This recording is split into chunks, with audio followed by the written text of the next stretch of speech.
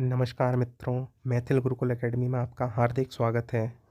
और आज का हमारा टॉपिक है सामाजिक अधिगम सिद्धांत, जो सिद्धांत दिया है अल्बर्ट बांडुरा जी ने, यानी कि सोशल लर्निंग थ्योरी के बारे में आज हम इस वीडियो में, इस क्लास में जानेंगे। देखिए, बच्चे क्यों आक्रामक होते हैं? आप जब बच्चे थे तो आप क्यों आक्रामक हो जाते थे छोटी छोटी बातों पे? बहुत सी चीज़ें आप लोगों ने कहाँ से सीखी, आज हम इस टॉपिक में समझ जाएंगे। चलिए शुरू करते हैं आज का टॉपिक, अल्बर्ट बांडुरा का सामाजिक अधिगम का सिद्धांत। देखिए, किसी भी सिद्धांत को शुरू करें तो सबसे पहले हम जानेंगे इस सिद्धांत के बारे में। ये सामाजिक अधिगम का सिद्धांत यानी कि सोशल लर्निंग थ्योरी जो दिया है अल्बर्ट बांडुरा जी ने। देखिए, अल्बर्ट बांडुरा जी ये हैं और ये कनाडा के निवासी थे और इनका जो जन्म हुआ वो हुआ 4 दिसंबर 1925 को और इनकी जो मृत्यु होती है वो होती है 26 जुलाई 2021 को।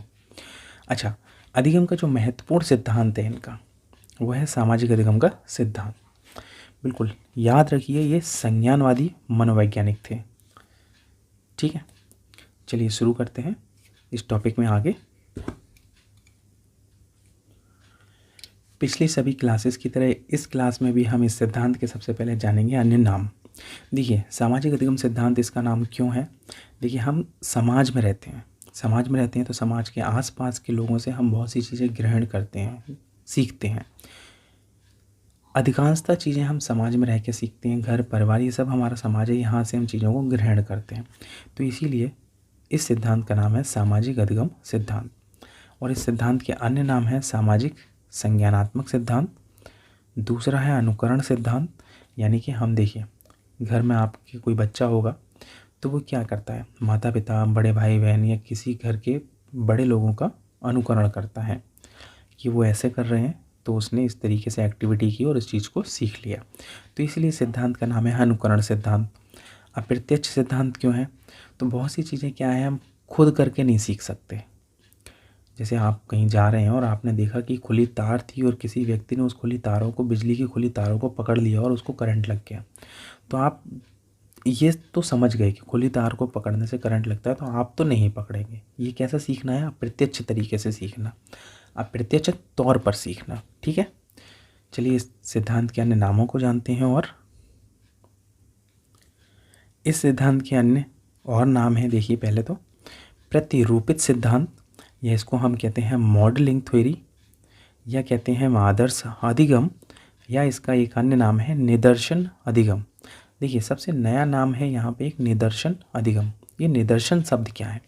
तो चलिए समझते हैं निदर्शन को। देखिए, जिन व्यक्तियों के व्यवहारों का अनुकरण हम करते हैं तो उसको कहते हैं हम मॉडल्स, यानी कि निदर्श, मॉडल्स। देखिए,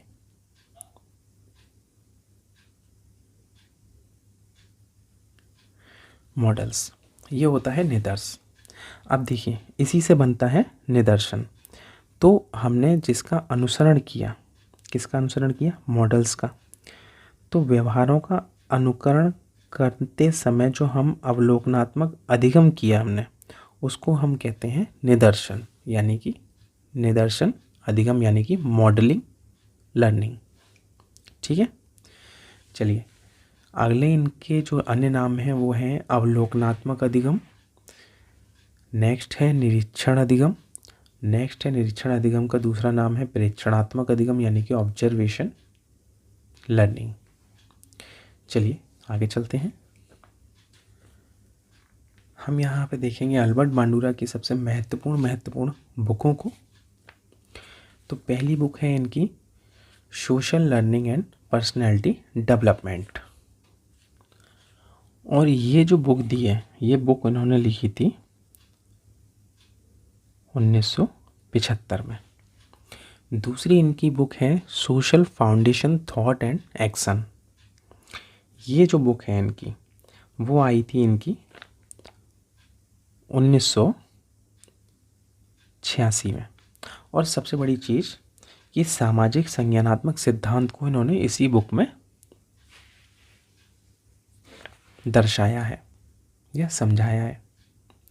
तीसरी इनकी बुक है द सोशल लर्निंग थ्योरी। ये 3 बुक तो आप नोट डाउन करिए। नेक्स्ट इनकी बुक है साइकोलॉजी मॉडलिंग। और नेक्स्ट है इनकी the principle of behaviour modification. एक बार फिर से हम बुक को दोहरा देते हैं। पहली है social learning and personality development, दूसरी है social foundation thought and action, तीसरी है द सोशल लर्निंग थ्योरी, चौथी है साइकोलॉजी मॉडलिंग और नेक्स्ट बुक है the principles of behaviour modification. चलिए क्लास में आगे चलते हैं। अब हमने बुक देख ली है, सिद्धांत के अन्य नाम देख लिए, तो अल्बर्ट बांडुरा का प्रयोग किस पे किया और क्या प्रयोग किया ये जानना जरूरी है। तो देखिए इनका जो पहला प्रयोग था वो किया था बोबो डॉल के ऊपर। देखिए बोबो डॉल। अब बोबो डॉल क्या है? देखिए आपने मेले में या अपने कहीं भी आपने मार्केट में एक ऐसी डॉल का मॉडल देखा होगा जिसका सेंटर ऑफ मास देखिए बीच में होगा और वेट होगा नीचे, और इस तरीके से इसका जो बनावट होगी कि इसके फेस पे अगर हम पंच करते हैं, प्रहार करते हैं, वार करते हैं तो ये गिरती और फिर से खड़ी हो जाती है। तो इसका नाम है बोबो डॉल। तो इसी के ऊपर प्रयोग किया उन्होंने। इस डॉल को उन्होंने क्या किया, बांडुरा ने एक पार्क में ले जाके रखा। ठीक है, पार्क में ले जाके रखा और एक महिला आती है, उसके ऊपर देखिए उसका क्या क्या रिएक्शन होता है। अगर वो टकराती है उससे तो वो आक्रामक हो जाती है, उसको मारती है, उसको अपशब्द बोलती है। तो इन सब चीज़ों को उसने बांडुरा जी ने रिकॉर्ड किया और क्लास में क्या किया, 3 समूह बनाए, 3 टीम बनाई बच्चों की। क्या हुआ चलिए देखते हैं। देखिए जब वो उस महिला ने, ठीक है, जो बोबो डॉल से टकराई तो उसका जो व्यवहार था अग्रेसिव था, आक्रामक था, तो बच्चों ने वही सीखा। देखिए बच्चे आक्रामक हो रहे हैं उस बोबो डॉल के प्रति। क्यों? क्योंकि उन्होंने वो फिल्म देखी है कि महिला जैसे जैसे उसको अपशब्द बोलती है, जैसे उसका आक्रामक रूप था, वो उन्होंने वहाँ पे सीख लिया। पर दूसरी टीम को या एक अन्य टीम को क्या किया उन्होंने, उस महिला का जो आक्रामक रूप था वहाँ पे उसको इग्नोर किया गया, मतलब कि उसको नकारा गया। फिर क्या होता है देखिए जो बच्चा पहले एग्रेसिव हो रहा था वहाँ पे जब उसका जो वयस्क था उसके व्यवहार को हम नकार देते हैं, अमान्य कर देते हैं, तो बच्चा भी उसके जो आक्रामक रूप को ग्रहण नहीं करता, उससे लर्न नहीं करता कुछ भी, और वही प्रतिक्रिया देता है जो वो महिला उस सेकंड स्टेप में दे रही थी। पर यहाँ पे क्या हुआ, जो प्रयोग था वो था निर्जीव के ऊपर, तो इसकी हुई यहाँ पे आलोचना। फिर क्या हुआ, उन्होंने एक सेकंड प्रयोग किया। देखिए वो सेकंड प्रयोग किसके ऊपर था, वो जो सेकंड प्रयोग था वो हुआ था एक लाइव जोकर के ऊपर, मतलब कि सजीव जोकर के ऊपर। इन्होंने क्या किया, इस सजीव जोकर को सेम कंडीशन, एक गए पार्क में। देखिए पार्क में क्या किया, उसी जोकर को बिठाला। इस बार बोबो डॉल जो निर्जीव थी, यहाँ पे जोकर है सजीव, तो बिठाला यहाँ पे आके। अब एक वयस्क आता है, एक मैच्योर इंसान आता है, उसका इसके जोकर के प्रति जो जो रिएक्शन होता है उसको किया जाता है रिकॉर्ड, और फिर से वापस से बच्चों की टीम को दिखाया जाता है।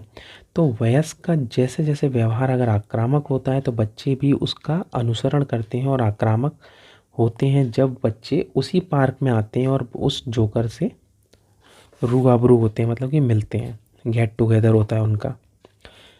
सेकंड कंडीशन, जो वयस्क है इस जोकर के प्रति नरमी रखता है, अच्छा व्यवहार करता है। तो बच्चे इस फिल्म को देखते हैं, फिर उस टीम को अगर उस पार्क में छोड़ा जाता है तो सेम कंडीशन जो दशा है बच्चों की होती है, वो उस जोकर के पास जाते हैं, हाथ मिलाते हैं, घुलते हैं, मिलते हैं, प्रेम से बात करते हैं। तो कहने का क्या मतलब है, देखिए कि जो युवा शक्ति होती है या जो बालक होते हैं वो वयस्कों के व्यवहार से प्रभावित होते हैं। जब वयस्कों को वो आक्रामक व्यवहारों के लिए देखते हैं या हम लोग उनके आक्रामक व्यवहार को सराहते हैं तो बच्चे सीखते हैं कि हाँ ये तो सराहाया जा रहा है, कोई अच्छा काम है तो हम भी करेंगे।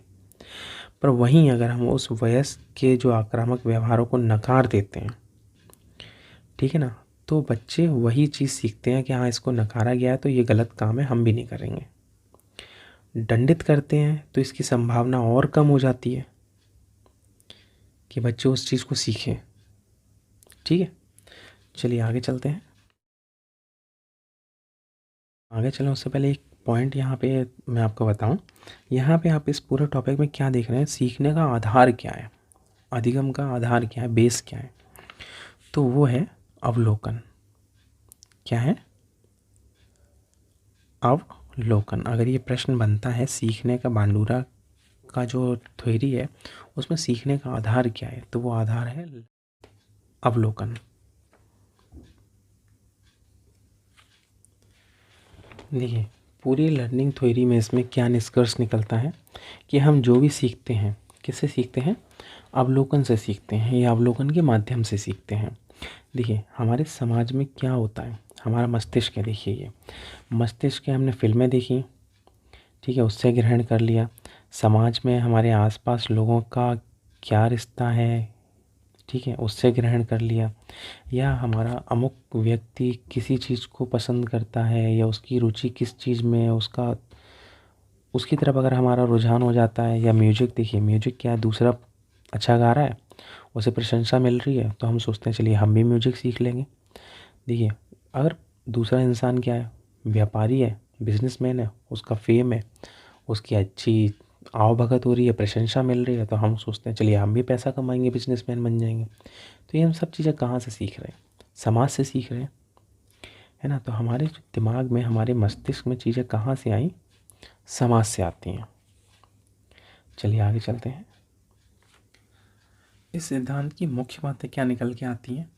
ना सीखना भी देखिए सीखना है, हम नहीं सीख रहे हैं पर दूसरा सीख रहा है ना, उससे भी हम सीख रहे हैं, तो ना सीखना भी यहाँ पे क्या है? सीखना। दूसरा, अधिगम के बाद भी व्यवहार में परिवर्तन जरूरी नहीं है। फिर से पॉइंट को देखिए, अधिगम के बाद भी व्यवहार में परिवर्तन जरूरी नहीं है। प्रत्यक्ष ही नहीं, हम अप्रत्यक्ष रूप से भी सीख सकते हैं। जैसे हमने उदाहरण दिया था बिजली के तार को छूने का, आप बहुत से उदाहरण ले सकते हैं ऐसे। देखिए, अगला पॉइंट है, समाज द्वारा स्वीकार किए जाने वाले व्यवहारों को अपनाना तथा वर्जित व्यवहारों को नकारना, यही सामाजिक अधिगम है। क्या कह रहा है? देखिए पॉइंट, समाज द्वारा स्वीकार किए गए जो व्यवहार उनको तो हम अपना लेंगे, और अमान्य यानी कि वर्जित या अवांछनीय व्यवहार हैं उनको हम नकार देंगे। यही है सामाजिक अधिगम। मोस्ट इम्पॉर्टेंट पॉइंट के रूप में आप नोट करिए, आधुनिक संज्ञानात्मक आंदोलन के जो जनक हैं वो कौन है? अल्बर्ट बांडूरा। चलिए आगे चलते हैं।